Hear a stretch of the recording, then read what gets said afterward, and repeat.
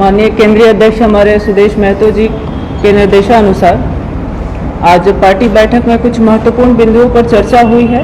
उस चर्चा के उपरांत आज आप लोगों के समक्ष एक प्रेस ब्रीफ हम लोग कर रहे हैं। इसमें जो मुख्य मुद्दे हैं वो हम बताना चाहेंगे आपको कि पार्टी की ओर से पूर्व में 14 अप्रैल जो हमारे बाबा साहब भीमराव अंबेडकर जी की जयंती का अवसर है, तो उसमें पूर्व में पार्टी ने निर्णय लिया था कि हम उस दिन जेल भरो आंदोलन का कार्यक्रम करेंगे। लेकिन चूंकि पंचायत इलेक्शन अनाउंस होने वाले हैं, हो चुके हैं एटलीस्ट, तो उसमें हम लोग इस तिथि को आगे के लिए एक्सटेंशन देते हुए 22 जून को, जो कि पार्टी का बलिदान दिवस दिन है, तो उस पर हम लोग जेल भरो आंदोलन का कार्यक्रम करेंगे। सभी विधानसभा में, हमारे झारखंड के सभी विधानसभाओं में जेल भरो आंदोलन का कार्यक्रम होगा 22 जून को। तो 14 अप्रैल की जो तिथि थी उसको हम लोग पुनः तिथि में संशोधन करते हुए ये किया है। दूसरा जो मुख्य बिंदु है, हम लोग बात कर रहे हैं बाबा साहब भीमराव अंबेडकर की जन्म जयंती आ रही है 14 अप्रैल को, तो संविधान में बहुत सारे अधिकारों की रक्षा के लिए कई सेक्शंस, धाराएं, रूल्स, रेगुलेशन बनाए गए हैं। तो मैं आप सभी हमारे मीडिया सहयोगियों से एक मेरा नम्र निवेदन होगा कि जिस प्रकार से राज्य सरकार पंचायत इलेक्शन को लेकर के, पंचायत चुनाव को लेकर के, जिस प्रकार से 685 जो नोटिफिकेशन संख्या है सरकार की, उसके माध्यम से सरकार ने 19 जनवरी 2022 राहुल रमेश बाग बनाम महाराष्ट्र व अन्य महाराष्ट्र सरकार का जो सुप्रीम कोर्ट का जो न्यायाधीश आया हुआ है, तो उसका हवाला देते हुए सरकार ने इलेक्शन में, पंचायत इलेक्शन को लेकर के नाम निर्देशन से लेकर के बाकी सारी प्रक्रियाएं पूर्ण करने की बात कही है। उसमें उसने ये भी कहा है कि ओबीसी आरक्षण को लेकर के सरकार विचाराधीन है, उस पर काम कर रही है। अब इसमें हमारे पार्टी की ओर से कहना यह है कि चूंकि यह ठीक है कि सर्वोच्च न्यायालय का ये आदेश है, न्यायाधीश है, बावजूद उसके सरकार ने जिस प्रकार से ओबीसी सीटों को, जो महिलाओं के लिए आरक्षित था या अन्य के लिए आरक्षित था, जो अधिसूचित था ऑलरेडी जिला गजट से, उसमें सरकार ने एक नोटिफिकेशन के माध्यम से, अधिसूचना के माध्यम से सरकार ने इसे ओपन कैटेगरी सीट्स यानी खुली श्रेणी सीटों को समझते हुए इसको अनाउंस कर दिया है सरकार ने चुनाव को। तो मेरा ये कहना है कि सरकार ने इस पे विधि सम्मत प्रक्रिया नहीं अपनाई है। अब विधि सम्मत प्रक्रिया क्या है कि अगर हम ओबीसी सीटों को ओपन कैटेगरी सीट मान करके इलेक्शन अनाउंस कर रहे हैं, तो इसमें विधि सम्मत प्रक्रिया नहीं अपनाई गई है। सीधे सीधे पंचायत राज अधिनियम 2001 के article 17, article 36, article 51, article 21, article 40 और आर्टिकल 55, इन सारे सेक्शंस को आप देखिएगा। मैं पुनः दोहरा रही हूँ, पंचायत राज अधिनियम 2000 के सेक्शंस को आप ध्यान से पढ़िएगा, तो उसमें 17, 36, 51 और 21, 40, 55 की धाराओं में स्पष्ट रूप से ये उल्लेख है, जो आरक्षण संबंधी जो व्यवस्था है उसके बारे में पूरी तरह से बतलाया गया है। तो इन आरक्षण व्यवस्था को यदि हम चेंज कर रहे हैं तो सरकार को इसमें ऑर्डिनेंस लाना चाहिए था, सरकार को उसमें विधानसभा की सहमति प्राप्त करनी चाहिए थी, तब जाकर के सरकार को इलेक्शन अनाउंस कर सकती थी। लेकिन सरकार ने सीधे सीधे एक अधिसूचना लाया है और अधिसूचना के माध्यम से पंचायत राज अधिनियम की धाराओं में छेड़छाड़ करते हुए सीधे सीधे कहा जाए एक्ट पर प्रहार किया गया है।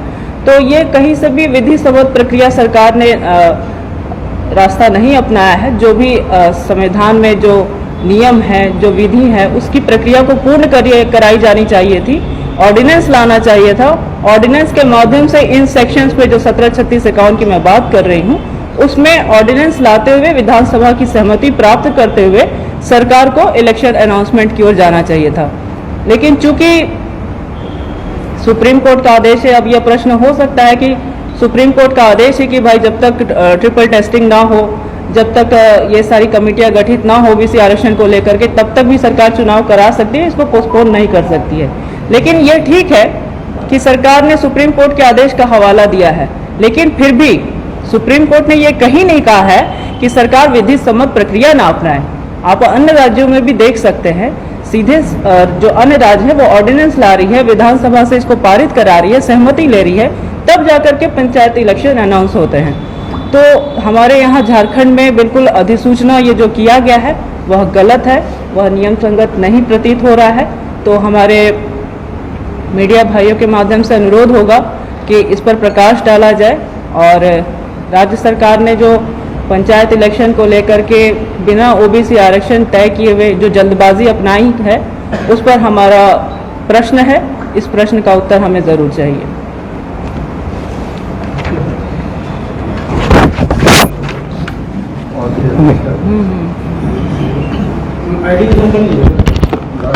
चलेगा ना यहीं से पहुंच जाएगा। 14 तारीख को जो पूर्व में घोषित था जेल भरो अभियान, बाबा साहेब अम्बेडकर जी की जयंती के अवसर पर इसको एक्सटेंशन किया गया 22 जून। लेकिन 14 तारीख को पूरे प्रदेश में बाबा साहेब भीमराव अम्बेडकर की जयंती मनाई जाएगी और उस दिन परिचर्चा रखी जाएगी। जिन 7 बिंदुओं पर हम लोगों ने जेल भरो अभियान करने जा रहे थे, उन 7 बिंदुओं पर चर्चा होगा, परिचर्चा होगा और उनके विचार के अनुरूप ये वर्तमान विषय कहाँ ठहर रहे हैं, इस पर भी चर्चा होगी। तो 14 तारीख को हम जयंती मनाएंगे, जेल भरो अभियान नहीं करेंगे। जेल भरो अभियान होगा हमारा 22 जून को। 22 जून को हमारा बलिदान दिवस है। बलिदान दिवस उसी दिन अलग राज्य के लिए यहाँ के युवाओं ने बलिदान लेने का संकल्प लिया था। अब हम इन 7 बिंदु, जिसमें जो बिंदु है, खतियान आधारित स्थानीय नियोजन नीति बनानी चाहिए, जातीय जनगणना, पिछड़ों की आबादी के अनुसार आरक्षण सुनिश्चित करना चाहिए, पूर्व में जो जातियां अनुसूचित जनजाति में शामिल थी उसे पुनः अनुसूचित जनजाति में शामिल किया जाए, सरना धर्म कोड, बेरोजगारी, झारखंड के संसाधनों का जो लूट हो रहा है उसके खिलाफ, झारखंड आंदोलनकारियों को सम्मान, ये तमाम विषयों को लेकर चर्चा होगा। क्या बाबा साहेब अम्बेडकर जी का सोच या संविधान लिखने के पीछे यही सोच था क्या कि यही लूट होगा, मैंने अन्याय बढ़ता जाए, न्याय ना हो? न्याय के लिए तो संविधान है, सबके साथ न्याय हो, ये सोच था। दूसरा बात, ये पंचायत चुनाव के दरमियान हम लोग नगर क्षेत्र के, पूरे प्रदेश के सभी नगर क्षेत्र में नगर सम्मेलन करेंगे, जिसमें हमारे केंद्रीय अध्यक्ष जाएंगे, सभी वार्ड में सम्मेलन होगा, क्योंकि नगर क्षेत्र में चुनाव नहीं हो रहा है, आचार संहिता लागू नहीं है, इसलिए वहाँ हम जनधन संग्रह के कार्यक्रम को भी बढ़ाएंगे और वहाँ वार्ड सम्मेलन के माध्यम से, और हमारा जो जनधन संग्रह संगठन के अंदर चल रहा था, हम इसको संगठन से बाहर भी ले जाएंगे, व्यवसायियों के बीच में, अन्य लोगों के बीच में। साथ ही साथ ये भी तय हुआ कि जितने भी विधानसभा क्षेत्र हैं, हमारे विधानसभा प्रभारियों की बैठक थी, सभी विधानसभा क्षेत्र में 10,000 पिलर मेंबर्स इस दरमियान में 22 जून तक बनाना सुनिश्चित करना है, पिलर मेंबर से लेकर ऊपर तक। और जितने हमारे अनुषंगी इकाई है, सभी अनुषंगी इकाई को पंचायत तक पहुंचाना है, ये सुनिश्चित करना है। और इसकी समीक्षा हर 10 दिन के अंदर केंद्रीय अध्यक्ष स्वयं करेंगे विधानसभा प्रभारियों के साथ वर्चुअल बैठ करके। इसके साथ साथ रामनवमी के दरमियान पूरे प्रदेश में कई घटनाएं घटी। एक लोहरदगा में आगजनी और ये सब घटना घटा, इधर कोडरमा में भी एक घटना घटा, इधर फुसरू वाले इलाके में भी घटा, ऐसे बहुत सारी घटनाएं घटी। इन घटनाओं की हम निंदा करते हैं और स्पष्ट रूप से कहना चाहते हैं कि ये प्रशासनिक लचर व्यवस्था के कारण, कानून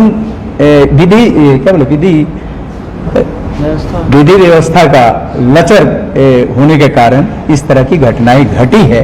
वहाँ खुद कहीं देखिएगा 10 बजे रात तक डीजे बज रहा है, कहीं डीजे ही नहीं बजने दिया गया। मैंने जहां का चौकीदार जैसा है वैसा इस्तेमाल किया गया। एक पूरे प्रदेश में एक तरह का जो होना चाहिए विधि सम्मत कार्रवाई, वैसा नहीं किया गया। कुल मिला के कहें कि प्रशासनिक लापरवाही के कारण ये घटनाएं घटी है, जिसकी हम निंदा करते हैं। दूसरा, देवघर में अभी जो रोपवे में जो हमारे भाई जो लोग जिनका देहांत हो गया, हम उनके प्रति शोक व्यक्त करते हैं। सरकार से इसकी पूरी जांच करने की मांग करते हैं। जो लोग भी लगाए इसको ब्लैक लिस्ट करें। साथ ही साथ जो मृत परिवार है उनको मुआवजा घोषणा करे और उनके परिवार को ससम्मान और आगे की करने के लिए करे। तीसरा, अभी सरकार की तरफ से जो आदेश आया है, पहले था कि गर्मी इतना बढ़ गया है, गर्मी के दिन में सुबह 6 बजे से क्लास शुरू होता था, टाइम में कोई चेंज नहीं हो रहा है। इससे बहुत सारा, एक मंत्री को भी लू मार दिया उन्होंने। जब बड़े बड़े लोग को लू मार रहा है तो बच्चा को तो और तो टाइम में परिवर्तन होना चाहिए, बढ़ाना, उन्होंने इसको मॉर्निंग क्लास शुरू करना चाहिए। ये पूरे लोगों का मांग है और ये जनहित का बात है, बच्चों के हित का बात है। हमको लगता है कि इन तमाम विषयों पर अगर कोई बात छुट्टी है तो हम, माधव जी हमारे बीच में है, माधवलाल महतो जी, उनसे करें।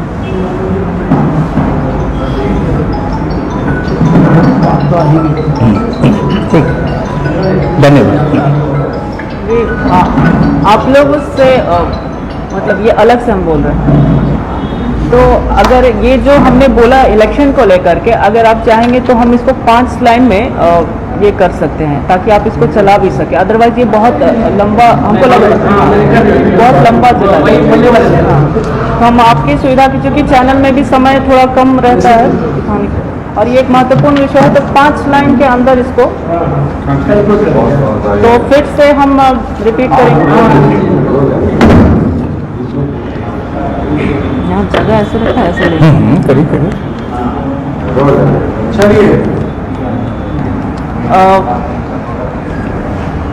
जैसा कि आप सभी जानते हैं इस विषय पर कि पंचायत इलेक्शन अनाउंस हो चुके हैं सरकार के द्वारा। इसमें एक जो महत्वपूर्ण विषय है, मैं आप सभी मीडिया के सहयोगियों के समक्ष रखना चाहूँगी, वो ये है कि सरकार ने जिस प्रकार से अधिसूचना के माध्यम से सुप्रीम कोर्ट के न्यायाधीश का हवाला देते हुए उसमें इलेक्शन की बात कही है, लेकिन इसमें सरकार ने कहीं से भी पंचायत राज अधिनियम 2001 की सेक्शन 17, 36, 51 और 21, 40, 55 में आरक्षण की जो व्यवस्था ऑलरेडी जो की गई है उस पर सरकार का ध्यान नहीं गया है, जिसके कारण हम ये कह सकते हैं कि महज अधिसूचना के माध्यम से जिस प्रकार से राज्य सरकार ने सुप्रीम कोर्ट के आदेश का हवाला देते हुए इलेक्शन अनाउंस किया है, यह विधि सम्मत प्रक्रिया को ना अपनाते हुए, यानी कि पंचायत राज अधिनियम की धाराओं में ऑर्डिनेंस ला करके या फिर बिना विधानसभा की सहमति के जिस प्रकार से सरकार ने सीधे अधिसूचना के माध्यम से जो हमारे एक्ट पर प्रहार किया है, या एक कहा जाए कि इन्फोर्स किया है, एक्ट को प्रिवेल किया गया है नोटिफिकेशन के माध्यम से, वह उचित नहीं है।